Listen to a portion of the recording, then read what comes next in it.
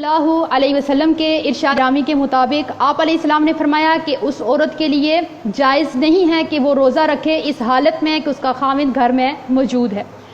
عورت نفلی روزہ اپنے خاوند کی اجازت کے بغیر نہیں رکھ سکتی اگر وہ گھر میں موجود ہو۔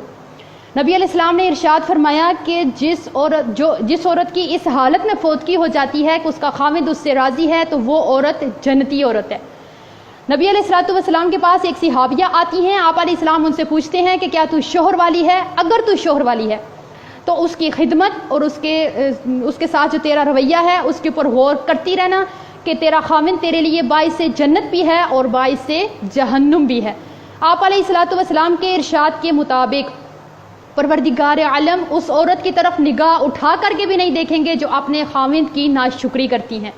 حالانکہ یہ عورتیں اپنے خاوند سے بے نیاز بھی تو رہ نہیں سکتی ہیں۔ نبی علیہ السلام نے فرمایا کہ میں نے جب جنت اور جہنم کو دیکھا تو جہنم میں سب سے زیادہ عورتوں کی کثرت کو پایا۔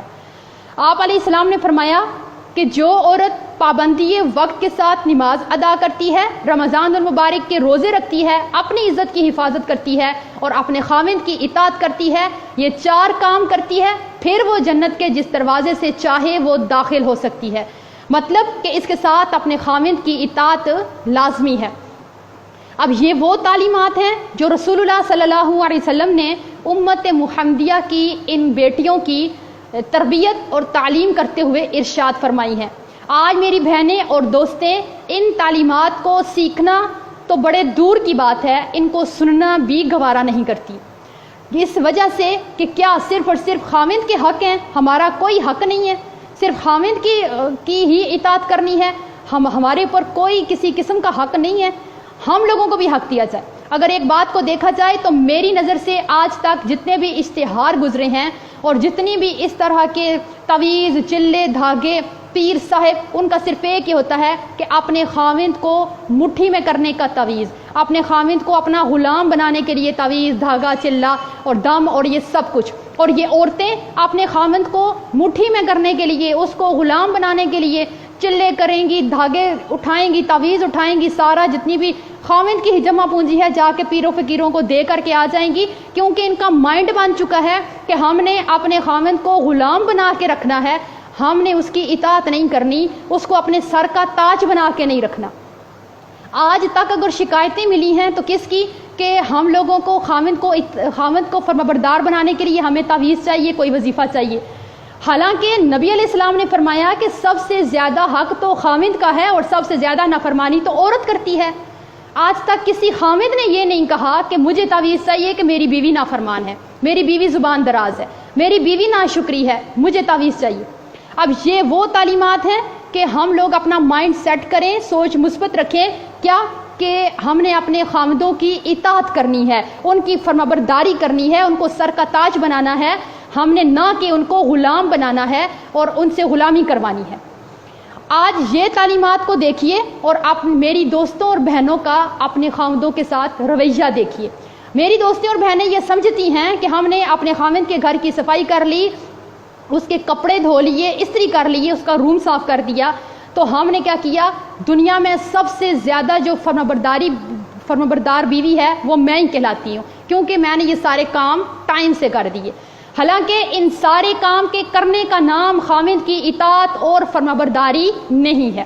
خاوند کی اطاعت کیا ہے، خاوند کی فرمانبرداری کیا ہے، اور وہ کون سی وجہ ہے کہ جس کی وجہ سے آپ کا خاوند آپ کے اوپر توجہ نہیں دیتا اور آپ کا گھر کبھی بھی پرامن پرسکون نہیں رہ سکتا؟ وہ وجہ کیا ہے؟ دیکھتے ہیں حضرت ام سلیم رضی اللہ تعالی عنہا کا ایک حدیث۔ ان کا بیٹا بیمار ہے، بیمار بیٹا چھوڑ کر کے خاوند سفر پہ چلا جاتا ہے۔ جب خاوند سفر پہ جاتا ہے تو بیٹے کی ڈیتھ ہو جاتی ہے۔ یہ بیٹا جب فوت ہو جاتا ہے تو ان کا خاوند سفر سے واپس آتے ہیں تو ام سلیم مسکراہٹوں کے ساتھ، پیار کے ساتھ، محبت کے ساتھ اپنے خاوند کو ریسیو کرتی ہیں، گھر میں راحت، خوشی اور پرسکون ماحول بناتی ہیں، اپنے بیٹے کا جو دکھ ہے، اپنی ممتا کو مار کر کے اتنی بڑی پریشانی بھی اپنے خاوند کو نہیں بتاتی ہیں کہ میرے خاوند کیا ہوں گے، اس خبر کو سن کر کے پریشان ہوں گے، تو میں یہ خبر ان کو سنا کر کے پریشان کر کے نافرمان بیوی میں نہ لکھتی جاؤں۔ آج ہمارے ہاں اب آپ سوچئے کہ آپ اپنے خامند کو یہ سکون، یہ والا سکون اور یہ دلی تسکین، یہ ماحول ان کو دیتی ہیں۔ ہمارے ہاں کیا ہوتا ہے، خامند باہر کی صحبتوں کا، تھکاوٹوں کا، پریشانیوں کا تھکا ہارا جب گھر پہنچتا ہے، گھر پہنچتے ہی ہونا یہ چاہیے کہ اس کو مسکراہٹوں کے ساتھ ریسیو کیا جائے، اس کے لیے پرامن پرسکون ماحول بنایا جائے۔ یہ جو باہر سے تھکاوٹ لے کر آیا ہے، ایسا ماحول بنائیں کہ اس کو وہ بھی بھول جائیں۔ لیکن ہوتا کیا ہے، جیسے ہی خامند انٹر ہوا تو دن بھر کی جتنی چغلیاں تھیں، لڑائیاں تھیں، ہنگامے تھے، ختم ہوا، سودا سلف تھا، روتے بچے، بیمار بچے، دنیا کی جتنی پریشانیاں دن کو ہم لوگوں کو تھی، ہم لوگوں کو گھر میں جو تھکاوٹ بھی تھی، وہ ساری کی ساری ہم نے خامند کی انٹری کے ساتھ ہی اس کے اوپر دے ماری۔ اب کیا ہوگا، جو بندہ پہلے ہی گھبرا کے تنگ آ کے اس ماحول سے گھر میں آرام اور سکون کے لیے آیا ہے، آپ آگے سے اس کو اس طرح سے پیش آئیں گی تو وہ آپ کو پھولوں کے ہار نہیں پہنائے گا، وہ مسکراہٹیں نہیں بکھیرے گا، اس کے منہ سے پھول موتی نہیں جھڑیں گے، پھر وہ بھی غصہ کرے گا، تنگ آ کر کے غصہ کرے گا، لڑائی ہوگی، جھگڑا ہوگا، تو وہ کیا کرے گا، اس گھر کو چھوڑ کر کے، آپ کو چھوڑ کر کے وہ اس جگہ چلا جائے گا جہاں پہ اس کو پیار ملے گا، محبت ملے گی، دل کا راحت ملے گا، ذہنی ٹینشن اس کی دور ہو جائے گی، وہ والی جگہ دیکھ لے گا۔ پھر ہماری دوستیں اور بہنیں شکایت کرتی ہیں کہ ہمارے خامند ہم سے پیار نہیں کرتے، ہمارے اوپر توجہ نہیں دیتے، ہمارے گھر میں ان کا دل نہیں لگتا۔ اب دیکھتے ہیں کہ آپ نے سلیم جیسا گھر میں ماحول بنایا کہ آپ کا خامند گھر میں اس سکون میں آ کر کے رہے کہ وہ کسی کی طرف ایک نگاہ اٹھا کر کے نہ دیکھے، اس کا گھر کے بغیر کسی جگہ دل ہی نہ لگے۔ آج آپ کے گھر میں ہمیشہ جھگڑا رہتا ہے، آپ کا خامند آپ کے اوپر توجہ نہیں دیتا، پیار نہیں کرتا، تو آپ کے اندر کون سی کمی پائی جاتی ہے؟ اگر ان بری خصلتوں میں سے غور کیجئے، آپ کے اندر کوئی ایک خصلت بھی ہے تو اس کو دور کر کے اپنے گھر کو پرسکون بنا سکتی ہیں۔ پہلی بری خصلت کہ عورت اپنے خامند سے بحث و مباحثہ نہ ختم ہونے والا شروع کرتی ہے۔ یہ نہ ختم ہونے والی جو بحث شروع کرتی ہیں، اپنی جیت اس میں پکی کرواتی ہیں۔ اس میں کیا ہوگا، خامند سے بحث کر کے کیا ملے گا سوائے لڑائی اور گھر کا ماحول خراب کرنے کے۔ اگر آپ ایسے کرتی ہیں، آپ کے اندر یہ عادت ہے، تو آپ کا گھر کبھی بھی پرسکون نہیں بن سکتا۔ اگر آپ کے گھر میں آپ کے خامند کے ساتھ نہیں بنتی ہے تو آپ سوچئے کہ آپ نے خامند کے ساتھ مناظرہ تو نہیں کرتی ہیں۔ خامند نے ایک بات کر ہی دی ہے، اس نے بول ہی دی ہے، تو پھر اپنی جیت پکی کروانے والا مناظرہ دن ہا دن جو ہے وہ جاری رہتا ہے، وہ ختم ہی نہیں ہوتا۔ خامند کو بولنے کا، اپنی صفائی میں بولنے کا بھی موقع نہیں دیا جاتا کہ تم نے یہ بات کی تو کی کیوں ہے۔ کہ اس نے اگر ایک وقت میں کوئی بات کہہ دی ہے اور دوسرے وقت میں آپ کو کرنے کا کہہ دیا ہے، پھر وہ مناظرہ شروع ہوگا جس سے آپ اپنے خامند کے دل سے اتر جائیں گی، آپ کے گھر میں کبھی سکون نہیں آ سکتا۔ اس سے آگے اگر عورتوں کے گھر میں یہ ناچاکیاں ہوتی ہیں تو ان میں ایک وجہ ہوتی ہے، خامند اور بیوی کے رشتے میں جو پیار بھرا رشتہ ہوتا ہے، اس میں ایک انا کا پہاڑ لا کے ہم کھڑا کر دیتے ہیں کہ اگر ہمارے ماں باپ بہن بھائی ہمارے گھر ملنے آئے اور خامند کی طرف سے کسی رشتہ دار نے ان کی عزت نہیں کی، ہم نے اس کو یہ فیصلہ سنا دینا ہے کہ تیرے رشتہ داروں نے میرے رشتہ داروں کی عزت نہیں کی، اور آج کے بعد میں تیری 7 نسلوں کی عزت کرنے والی نہیں ہوں۔ جب یہ انا کا پہاڑ ہم اپنے رشتے میں کھڑا کریں گے تو یہاں پہ پیار محبت نہیں ہوگا، یہاں پہ لڑائیاں جھگڑے اور ناچاکیاں ہوں گی جو کبھی ختم نہیں ہوں گی۔ اپنے خامند کے اوپر غصہ نہ کریں۔ اگر آپ اپنے خامند کے اوپر غصہ کرتی ہیں، چیختی ہیں، چلاتی ہیں، تو آپ سوچ بھی کیسے سکتی ہیں کہ آپ اپنے خامند کے دل پہ راج کریں گی اور آپ کے گھر میں کبھی لڑائی نہیں ہوگی، ناچاکی نہیں ہوگی۔ اپنے خامند کو ہر وقت طنز نہ کریں، تان و تشنی نہ کریں اس کے اوپر، اپنے خامند کے ساتھ زبان درازی نہ کریں۔ یہی وجوہات ہیں۔ اب عورتیں جو ہیں، ہم عورتیں اپنی زبان درازی میں ویسے بھی بڑی مشہور ہیں۔ اپنی زبان جو ہے ہم اگر کنٹرول میں رکھ لیں اس وقت جب کہ خامند کو غصہ آیا ہے یا اس وقت جب کہ آپ کو غصہ آیا ہے، تو بڑے بڑے فیصلے ہونے سے ہم بچ سکتے ہیں، بڑے بڑے ہنگاموں سے بچ سکتے ہیں۔ عورت جب اپنے خامند کی عزت نہیں کرتی تو خامند کو اس میں کوئی دلچسپی نہیں رہتی۔ کون سی عزت؟ وہ والی عزت نہیں جو آپ اپنے خامند کے منہ پہ اس کی چاپلوسی کرتی ہیں، جی جان اس کو وقتی طور پہ کرتی ہیں۔ عزت وہ ہے، خامند موجود نہیں ہے، اپنے میکے جا کر کے بھی اپنے خامند کی کوئی کمی کوتاہی بھول چوک اس سے ہو گئی ہے وہ بالکل بیان نہ کریں۔ ہوتا کیا ہے، ماں باپ کے سامنے آپ لوگ جو ہے اپنے خاوند کی تذلیل کریں، بھائیوں کے سامنے اس کو گالی گلوچ کریں، اس کے چھوٹے معصوم بچوں کے سامنے اس کی تذلیل کریں، چیخیں چلائیں، لڑائی جھگڑا کریں، اس کے بہن بھائیوں میں اس کی عزت نہ چھوڑیں، پورے محلے میں بیٹھ کے خاوند کی جو ہے وہ برائی کی داستانیں بیان کریں، اپنے دوستوں میں اس کو برا مشہور کر دیں، میکے میں اس کو برا مشہور کر دیں، ہر جگہ کہ یہ بندہ ہی اچھا ہی نہیں ہے۔ تو جب خاوند کی عزت نہیں کریں گی تو آپ کی کون عزت کرے گا، اور آپ کی خاوند کی نظر میں کیا عزت ہوگی؟ اگر آپ کے اندر یہ خصلت پائی جاتی ہے تو اس کو چھوڑنے کی کوشش کر کے اپنے گھر کو پرسکون بنا سکتے ہیں۔ آج عورت اپنے خاوند کا فیصلہ ماننے کے لیے تیار ہی نہیں ہے۔ اگر خاوند نے کوئی فیصلہ لے ہی لیا ہے تو ایک نیک اور با کردار بیوی کا کردار تو یہ ہونا چاہیے کہ اپنے خاوند کو عزت دیتے ہوئے اس کے فیصلے کے سامنے اپنا سر جھکا دے، خاوند بھی خوش اور آپ کا فیصلہ، آپ کا کام بھی ہو جائے گا، لیکن آپ کا گھر کبھی لڑائی نہیں ہوگی۔ ہوتا کیا ہے، ادھر خاوند بیچارہ کوئی فیصلہ لے ہی لیتا ہے تو عورتیں یہ ٹھان لیتی ہیں کہ نہیں، اس نے جو فیصلہ کیا ہے ہم نے تو وہ ہونے دینا ہی نہیں ہے،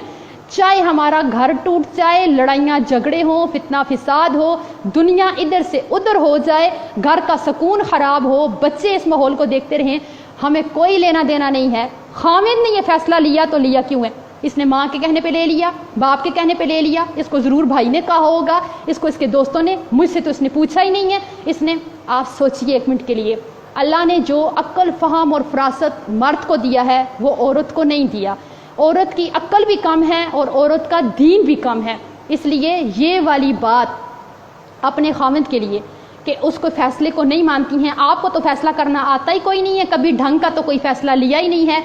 یہ والی بات ایک مرد کے لیے زہر قاتل ہے۔ زہر قاتل ہے یہ بات مرد کے لیے کہ آپ کو کوئی سمجھ ہی نہیں، عقل کا کام کبھی کیا ہی نہیں، فیصلہ تو آپ کو لینا آتا ہی نہیں، جب بھی کرتے ہیں ایسے ہی کرتے ہیں، میں نے ایسے نہیں ہونے دینا۔ جب ہم وہاں پہ آ کے اپنی عقل، فہم اور فراست کے گھوڑے دوڑاتے ہیں نا، ان کو ہم بے لگام چھوڑ دیتے ہیں نا، تو اس گھر سے کبھی لڑائی نہیں ختم ہوتی، کبھی خوشی کی خوشبو یہاں پہ آ ہی نہیں سکتی ہے، خوشیاں ہمیشہ کے لیے یہاں سے روٹ کر کے چلی جائیں گی، اور آپ کے خاوند کا پیار اور محبت بھی ساتھ لے کر کے چلی جائیں گی۔ آج آپ اپنے گھر کو پرامن بنانے کے لیے اپنے گھر میں آرام اور سکون کا ماحول پیدا کریں۔ آپ اس بات کو یاد رکھیے کہ آپ کا خاوند جو باہر کی پریشانیوں سے تھک کر کے گھر آتا ہے وہ آرام کے لیے آتا ہے، وہ سکون کے لیے آتا ہے۔ آپ اپنے ایک سمجھدار خاتون اپنے گھر کا ایسا ماحول بناتی ہے کہ اس کا خاوند کسی بات سے بھی اس سے ناراض نہ ہو، اس کو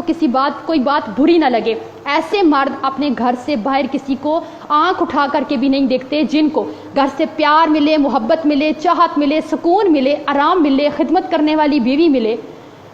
یہ والی چیزیں جب مرد کو ملیں، مرد کبھی کسی طرح کی لڑکی کو باہر نظر اٹھا کر کے نہیں دیکھتا۔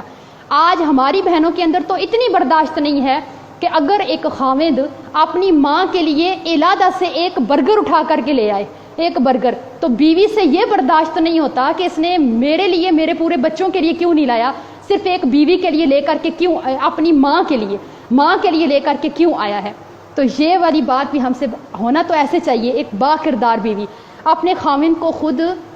اس بات کی جو ہے وہ آپ لوگ توجہ دلائیں، اس کو ٹائم دیں، کیا کہ آپ اپنے والدین کو ٹائم دیجئے، ان کی خدمت کیجئے، ان کی ہر ضرورت کو پورا کیجئے، یہ سوچ کر کے کہ وہ تیری جنت ہیں، اور یہ دیکھ کر کے کہ کل یہ ہمارے بچے بڑے ہوں گے، یہ ہماری بھی اسی طرح سے عزت کریں گے، اور ہماری کیا کریں گے، عزت بھی کریں گے اور خدمت بھی کریں گے۔ آپ سوچئے اگر بیوی کے والدین آپ کی بیوی کی جنت ہیں تو شوہر کے جو والدین ہیں وہ اس کی جنت ہیں، آپ اس سے اس کی جنت چھیننے کی کوشش مت کیجیے، نہیں تو یہ ساری جو ہیں وہ باتیں ہیں، وجوہات ہیں جس کی وجہ سے ایک عورت کا گھر اگر اس کے اندر یہ والی باتیں پائی جاتی ہیں تو کبھی بھی خوشیوں بھرا گھر نہیں بن سکتا۔ اگر آپ کو اپنے خاوند سے شکایت ہے تو آپ اس کی بے رخی کی شکایت کرنے کی حقدار ہی نہیں ہیں اگر آپ کے اندر یہ والی ساری بری خصلتیں پائی جاتی ہیں۔ اگر آپ یہ سارے حق ادا کریں، نبی علیہ الصلوۃ والسلام کی تعلیمات کو دیکھیں اور پھر اپنے رویے کو دیکھیں، تو آپ کا گھر ممکن ہی نہیں ہے کہ آپ کا گھر جنت کا نقشہ نہ پیش کرے، پرامن نہ ہو، پرسکون نہ ہو، آپ کا خاوند آپ اپنے خاوند کے دل پہ راج کرنے والی نہ بن سکے۔